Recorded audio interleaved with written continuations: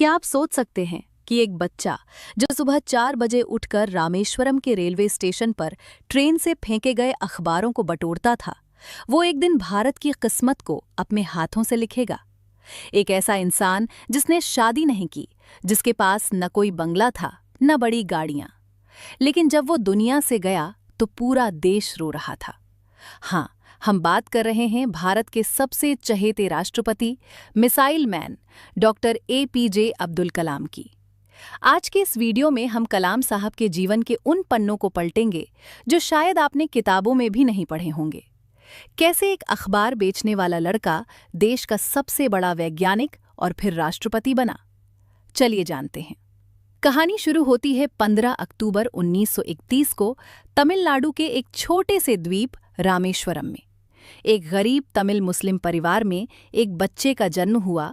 नाम रखा गया अवुल पाकिर जैनुलाब्दीन अब्दुल कलाम। उनके पिता एक नाविक थे जो मछुआरों को नाव किराए पर देते थे। घर की माली हालत इतनी खराब थी कि कलाम साहब को बहुत छोटी उम्र में ही काम करना पड़ा। सुबह 4 बजे उठकर गणित की ट्यूशन पढ़ना, फिर स्टेशन से अखबार कलेक्ट करके गलियों में बेचना और उसके बाद स्कूल जाना, ये था उनका डेली रूटीन। लेकिन कलाम साहब के पास एक चीज कूट कूट कर भरी थी, वो था सीखने का जज्बा। उनके स्कूल के एक टीचर सुब्रमण्यम अय्यर ने एक बार क्लास में ब्लैक बोर्ड पर चिड़िया का चित्र बनाया और समझाया कि चिड़िया कैसे उड़ती है। बस उसी दिन नन्हे कलाम ने तय कर लिया कि उन्हें भी आसमान की ऊंचाइयों को छूना है। कलाम साहब का सबसे बड़ा सपना था भारतीय वायुसेना IAF में एक फाइटर पायलट बनना। उन्होंने जी जान से मेहनत की, परीक्षा दी, लेकिन किस्मत का खेल देखिए। कुल 8 वैकेंसी थी और कलाम साहब का रैंक आया 9वां। वो सिर्फ एक रैंक से पायलट बनने से चूक गए। वो बहुत निराश हुए, ऋषिकेश गए, जहां स्वामी शिवानंद ने उनसे कहा था, इस असफलता को स्वीकार करो क्योंकि ये तुम्हारी मंजिल नहीं है। ईश्वर के पास तुम्हारे लिए कुछ और बड़ा प्लान है।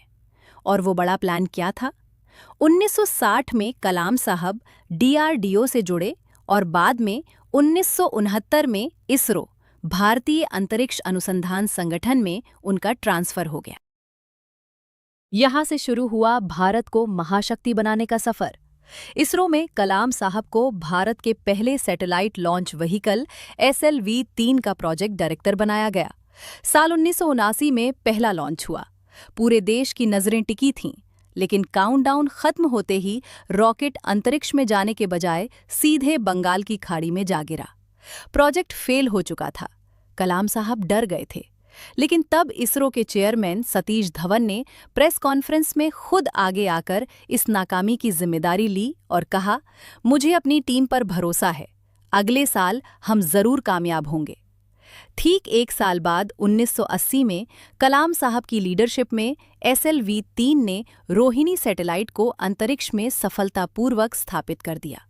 इस बार सतीश धवन ने कलाम साहब को अकेले प्रेस कॉन्फ्रेंस को लीड करने भेजा।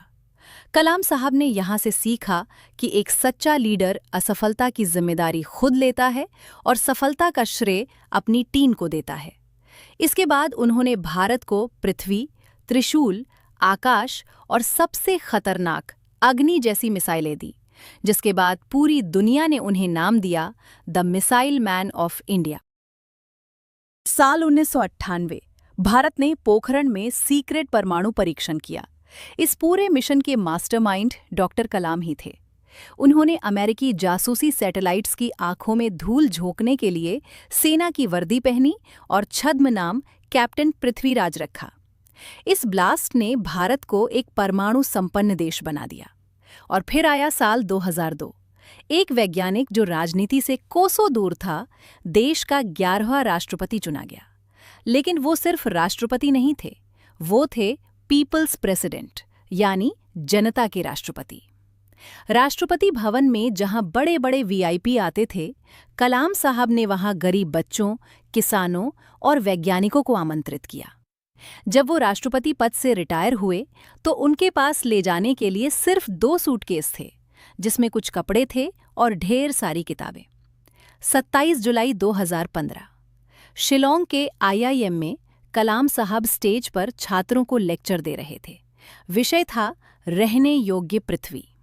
बोलते बोलते अचानक उन्हें दिल का दौरा पड़ा और वो गिर पड़े। एक शिक्षक जो हमेशा बच्चों के बीच रहना चाहता था, उसने अपनी आखिरी सांस भी छात्रों के बीच ही ली। कलाम साहब आज हमारे बीच नहीं हैं, लेकिन उनके विचार आज भी करोड़ों युवाओं के दिलों में जिंदा हैं।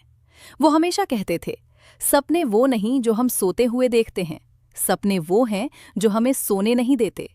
दोस्तों, कलाम साहब की जिंदगी हमें सिखाती है कि आपकी शुरुआत चाहे कितनी भी साधारण क्यों ना हो, अगर आपके इरादे मजबूत हैं तो आपका अंत एक इतिहास बनकर गूंजेगा।